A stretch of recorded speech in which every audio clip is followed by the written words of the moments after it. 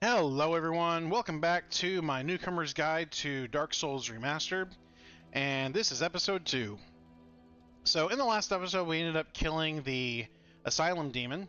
We ended up going downstairs and we picked up the Firekeeper's Soul and got us our Estus Flask up to +1.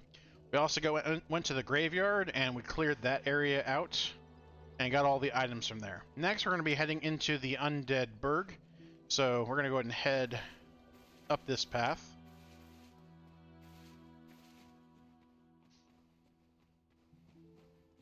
Got a couple of enemies out here, nothing too crazy though.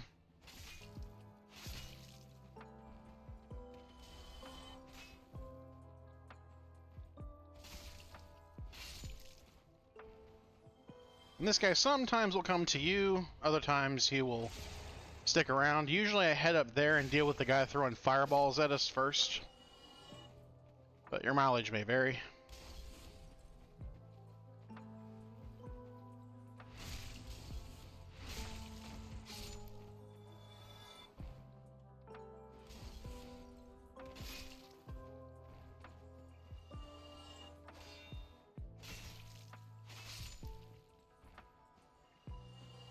Okie dokie.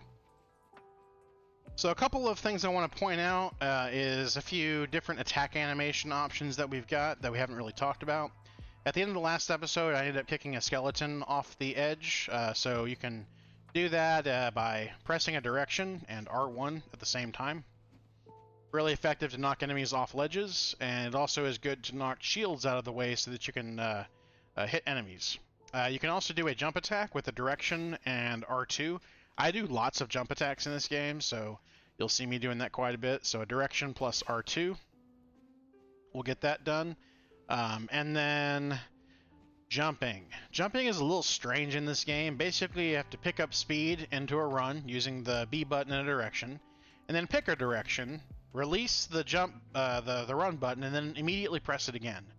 When you press it again, you'll do a jump.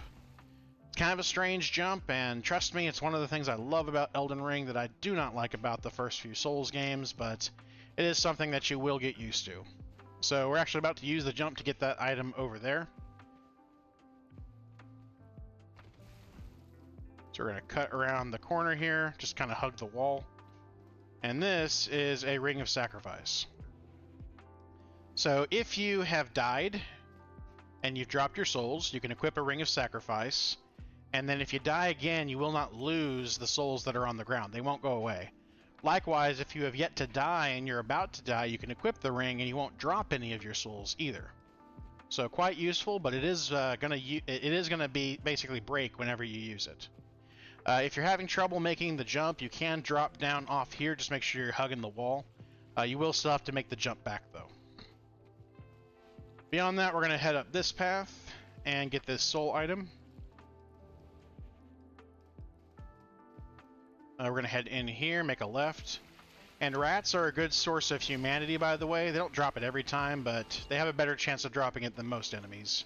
So I recommend you kill every rat you see. That path down there will eventually open up. For now, though, we're going to head left.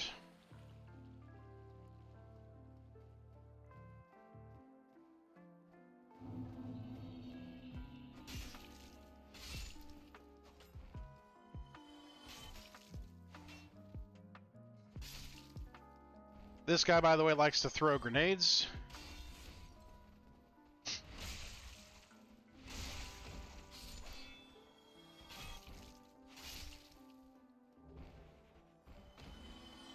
So usually there's a guy who's standing right there, but I was kind of noisy, so he started running. If he knows that you notice him, though, he'll make a run and basically come out over here and start climbing this this ladder. So he'll kind of try to follow you. For now, though, we're going to go ahead and roll over here.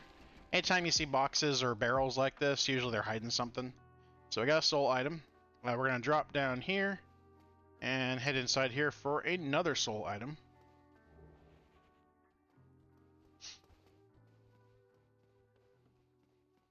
These enemies, by the way, were kind of hanging, waiting for you to come by to ambush you.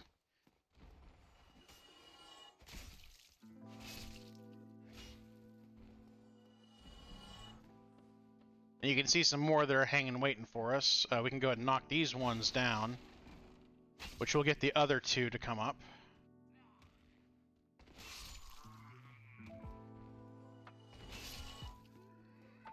This is rubbish. We'll be able to trade this to an NPC a little later. For now, though, we'll go ahead and head up the ladder.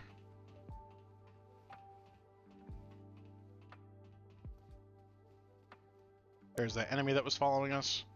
At the end of this is a humanity.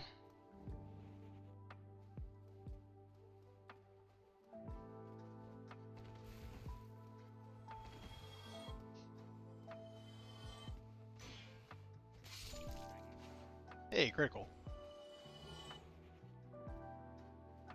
Alright, next we're going to head through the fog door.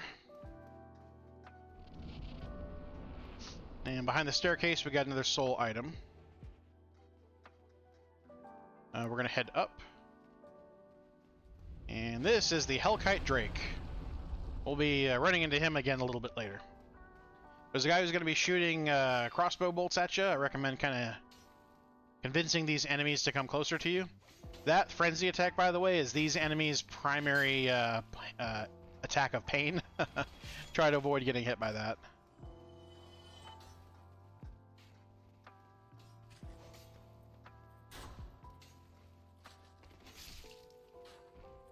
Okay. Inside here we have a shield. This is a better shield than the round shield that we got in the what do you call it? In the graveyard. I would say this is probably the first shield that you should equip if you are a character who does not have a shield. That being said, it will not block 100% of your physical damage, so we will be getting a shield that does here in a bit, though. For now, though, we're going to head in here. And I'm going to be heading back, so I'm not going to actually sit at the bonfire yet, and that'll basically make sure that these guys don't respawn.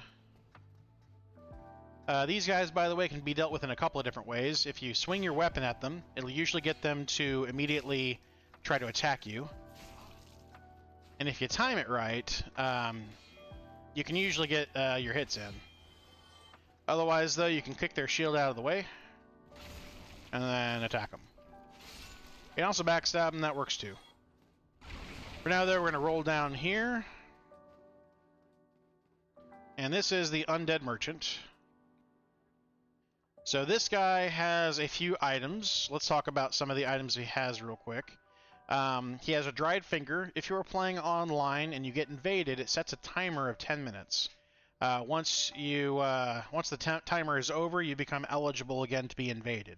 If you want to be invaded more often, using the dried finger is not a consumable. You'll basically use the item, and then it will make you eligible to be invaded again. So if you're trying to get lots of invasions, keep using the dried finger, and that'll make sure you're getting lots of invasions. He also has the orange guidance soapstone. This will allow you to see other people's messages on the ground. So we'll buy this as well as the dried finger a little bit later, but for now we don't really need it.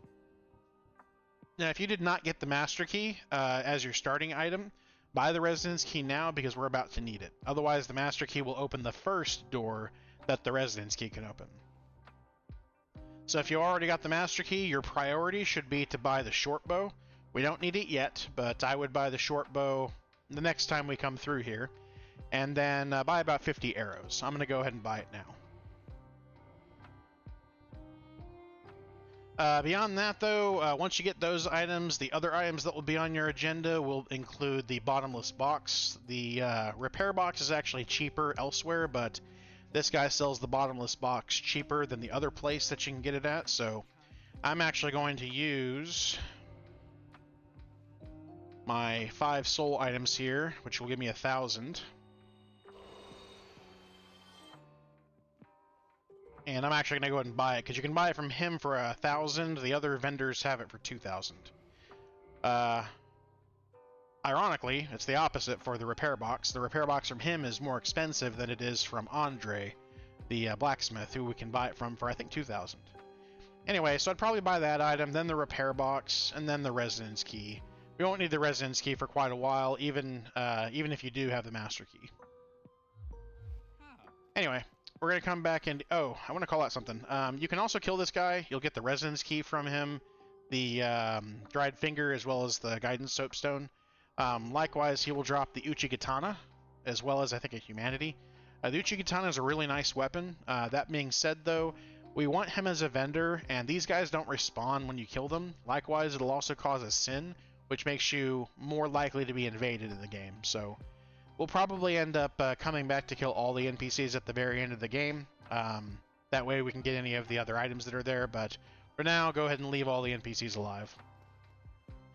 Coming over here, we're going to talk to this guy, make him shut his face. Oh, what did you drop? A waistcloth? I'm not wearing that. Anyway, we're going to come down here. If you come out here slowly, you'll get one enemy to come to you at a time. If you're kind of impatient, you might get 2 or 3.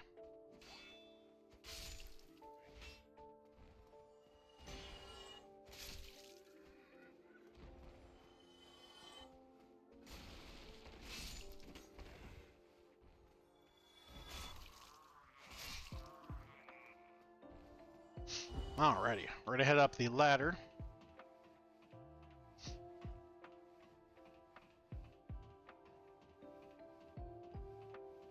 And these are some throwing knives. Not really something we need for our build, but thief builds, some dexterity builds can make use of it.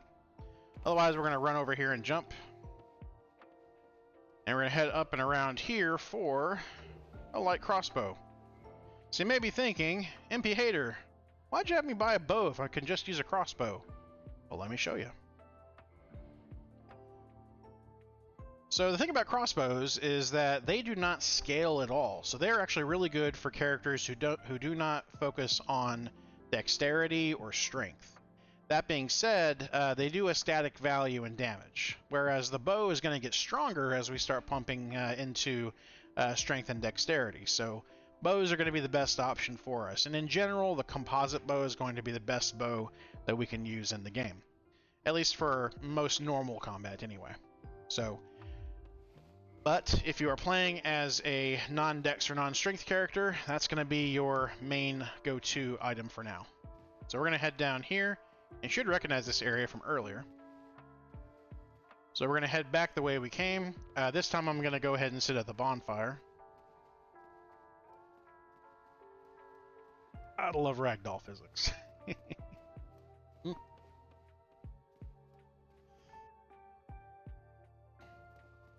Alright, come over here and sit down, and that will respawn all the enemies in the game. We'll go over here and knock these enemies back down.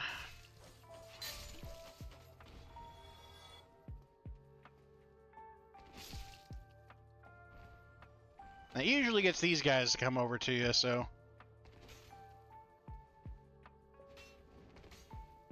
Wow.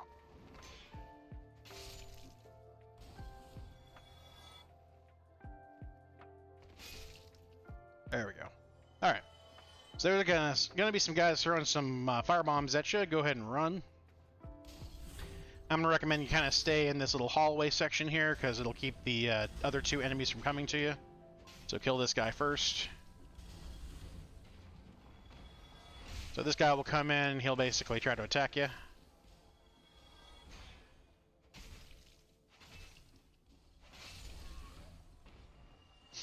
Alrighty. Heading in here, we got another enemy off to our right.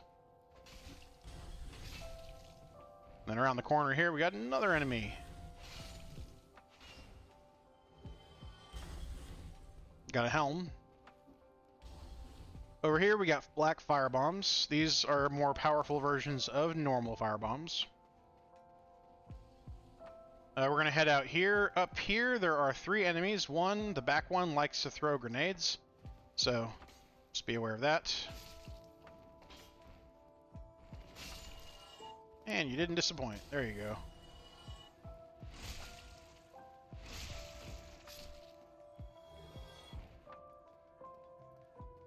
And we're going to head up this ladder. And I usually like to get the left guy to fall off the ledge. Roll to avoid this guy. And thankfully the other one's kind of stupid. He just kind of keeps throwing the grenades at the wall.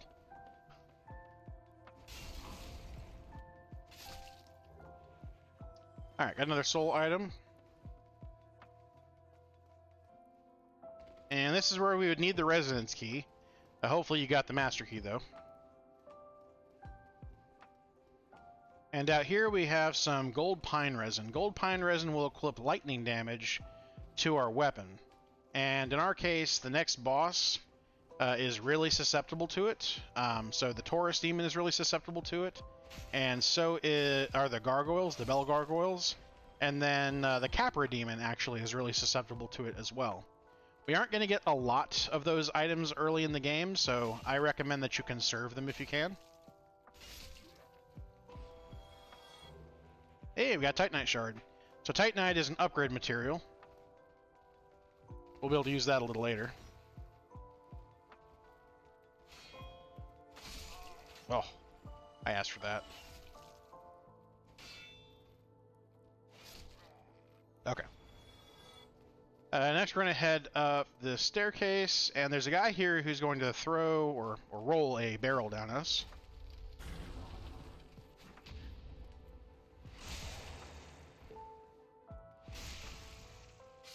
And they leave this kind of little cutout here thinking, hey, you can jump this. No, you can't. You'll die. Alright, so coming down here, you have a choice to make. This guy is a Black Knight. There are only a few of them in the game, and the ones that are at the beginning of the game do not respawn. The only ones that actually respawn are at the very last area of the game, right before the final boss. If you want this guy's weapon, you got a few choices. You can either try to get it by just killing him.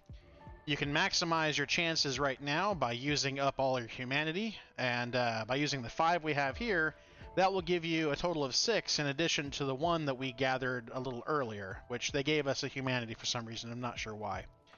But that will increase your chances because having humanity will affect your item discovery. So if you have up to 10, 10 is the maximum for what affects your item discovery. That'll boost your item discovery up quite a bit. However, there's a ring in the game later, the Covetous Gold Serpent Ring, and that will increase your chances of getting this item much, much higher. So if you're wanting to try to use this weapon as your mainstay weapon for the game, and you want to try to get it now, you might hold off, or you might try using up all the humanity that you got. That being said, though, that's a waste. I don't recommend doing that. So I'm just going to kill him. In addition, I'm not doing this build with the intention to use any of the gear that you're not guaranteed to get.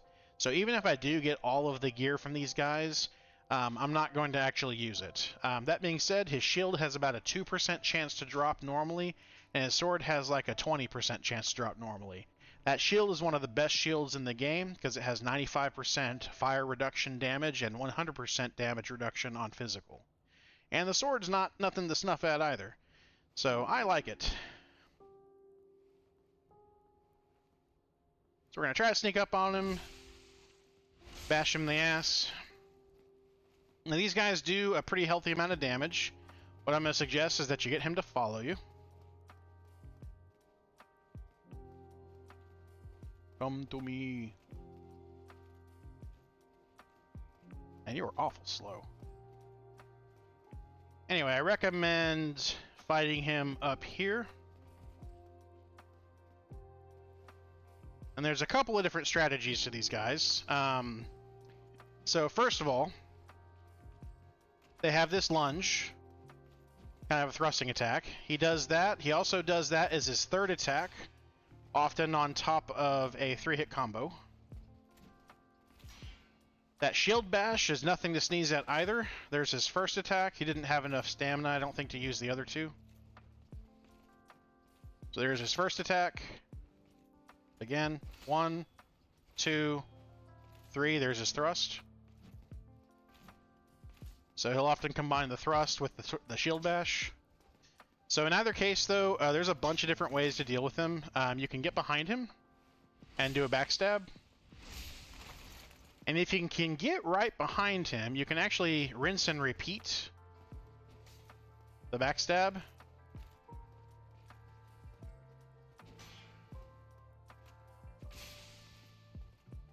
Come on.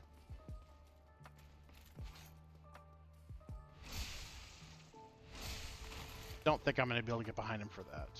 Nope. Anyway, you can also parry him really easily. In my opinion, he's one of the easier enemies to parry. If you can get him to about the center here, though, and then backstab him, it makes things so much easier. There we go. That should be able to get him. So if you can get behind him just as he stands up, you can keep doing the backstab.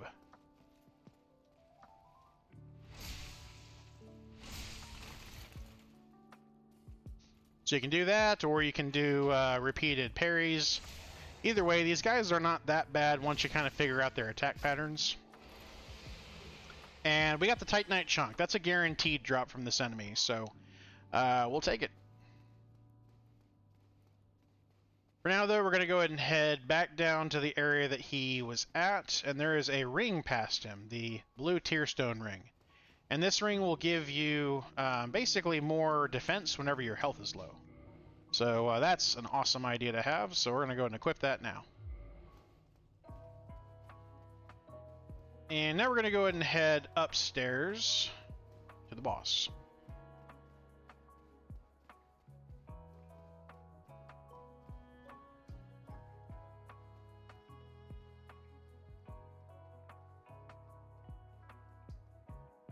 Now, before we head through the fog door, I want to call out the crystal lizard that's here right now.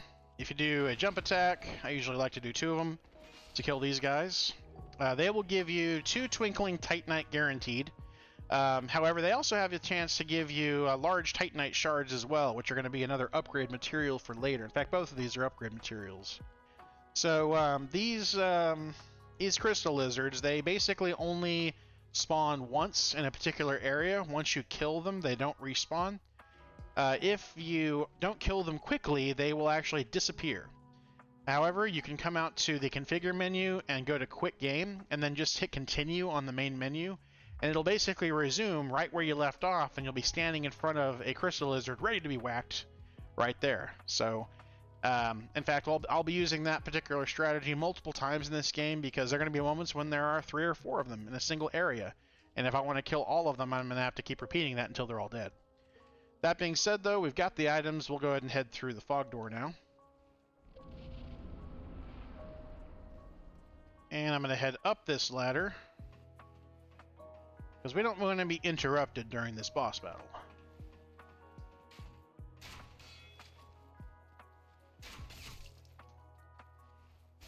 Ah, that hurts.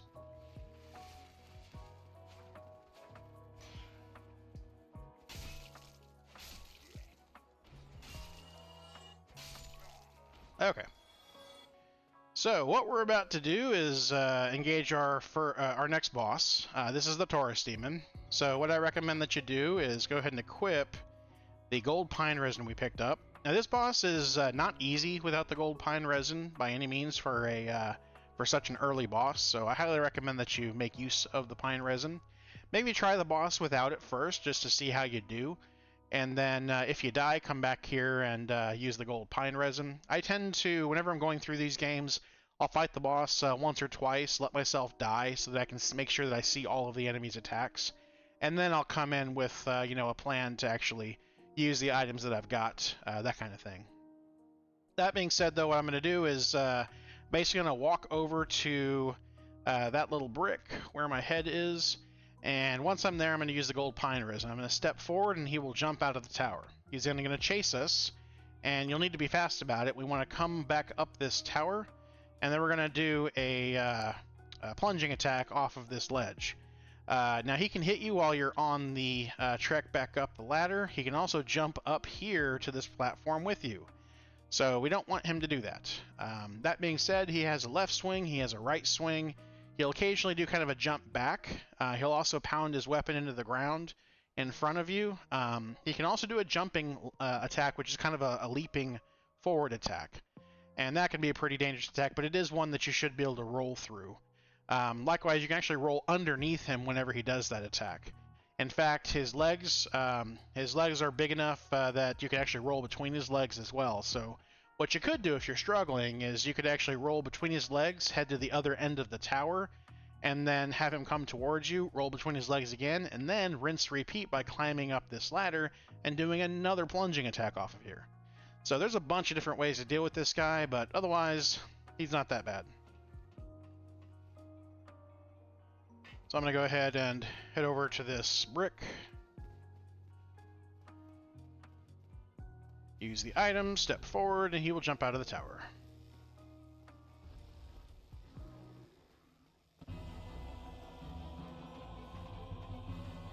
So here he comes. Usually he'll end up doing kind of a ground pound. There it is. Then we're going to leap off here and drop. And sometimes he does that little funny thing. I don't know what he's doing. Anyway. He can also be pretty easily stunned, as you can see. And he's already dead.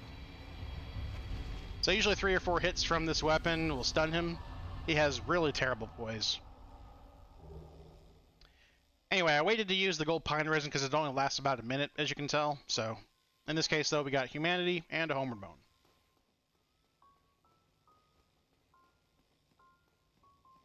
So we're going to go ahead and head down this path.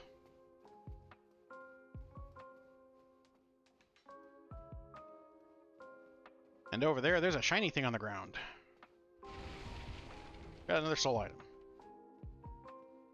Next, we're going to head down here. Make a ride out here.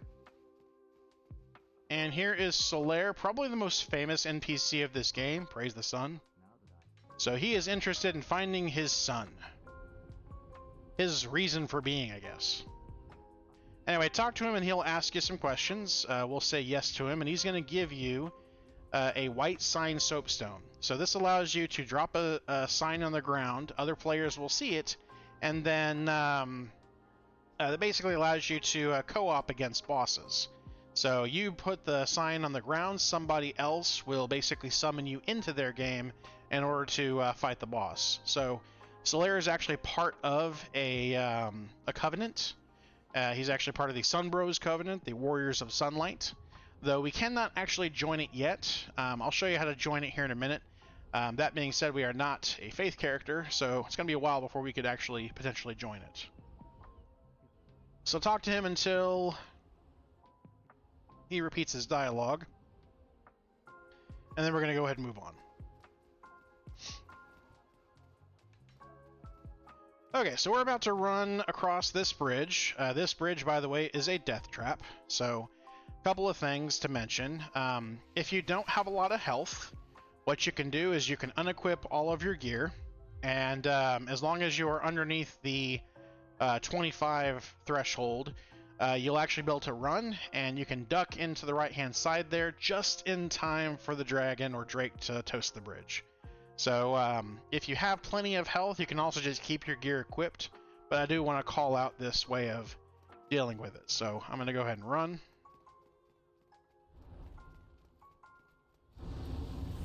And we just barely avoided it.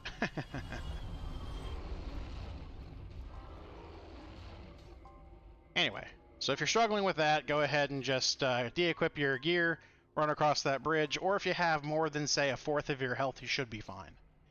That being said, though, we're going to go ahead and head in here, go down this path, and this is going to take us back to a previous bonfire.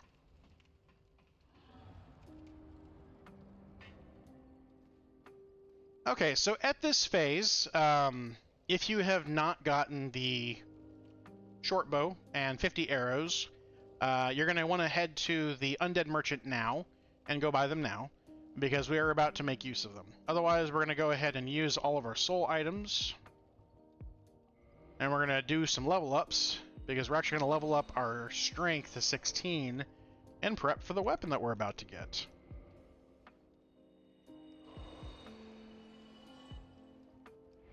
So go ahead and level up to 16 for your strength, and then we'll come back to vitality and endurance. And hey, I'm at 16 for all 3 of them. That's cool. Okay, so now we're going to go ahead and head back up.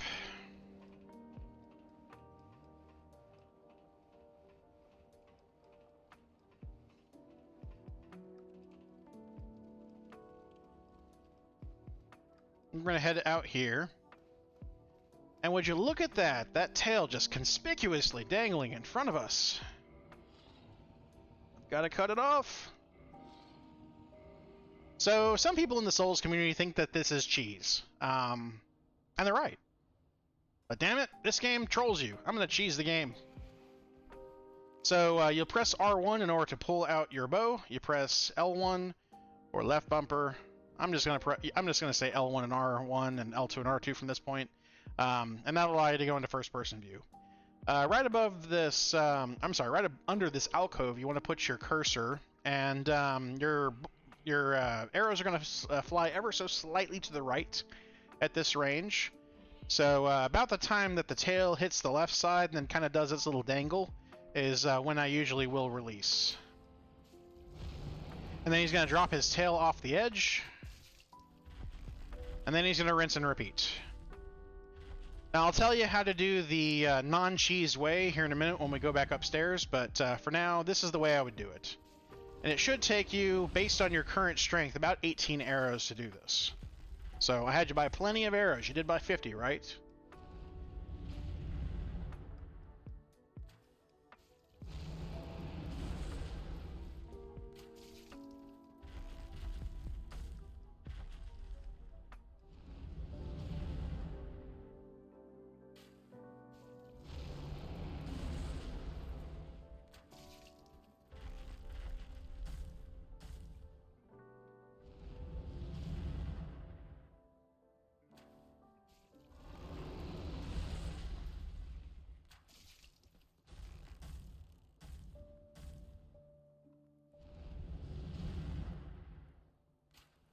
Oh, that was goof.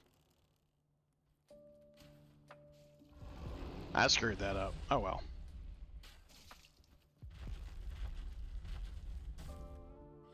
That's why I said buy more than you needed.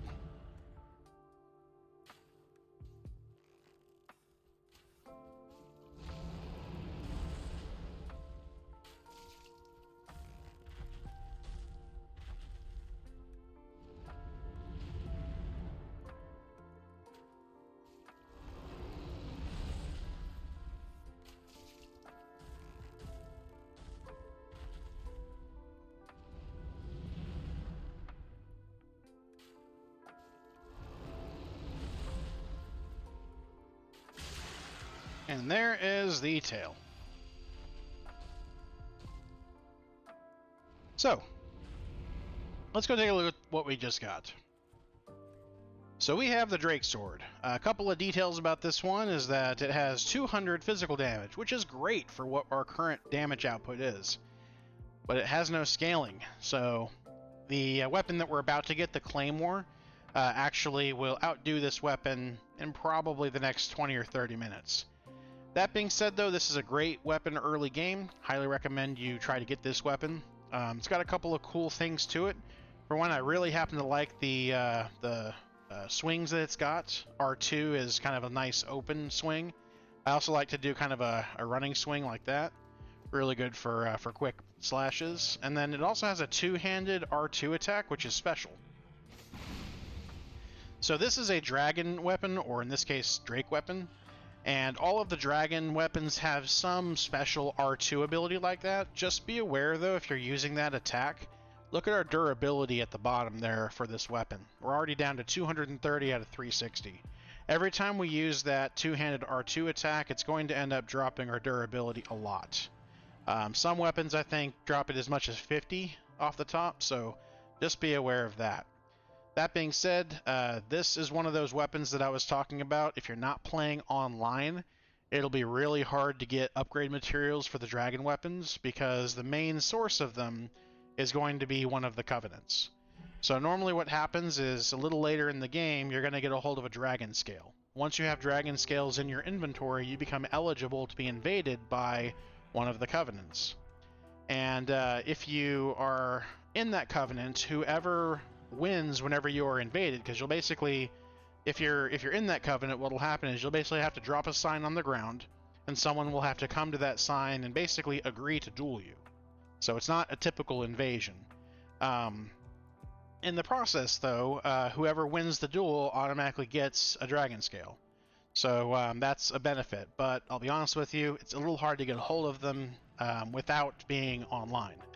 You can farm them, but the process is pretty slow.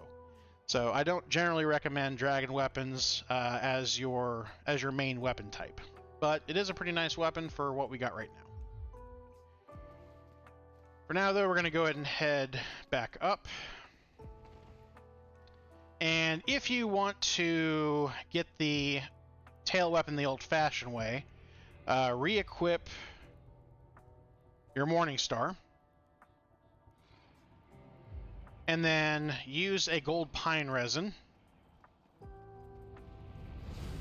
Come up over here, wait for him to toast the bridge, and then shoot him with an arrow. He's going to fly towards you and jump on the bridge, and then you're going to run. As you pass him, whack his tail twice. And you'll be able to knock off his tail with 2 attacks. If you do not use the gold pine resin, it takes 3 or more, so usually it takes about 2 though if you have the golden pine resin equipped. Anyway, I'm gonna go ahead and get these last items that are on the bridge.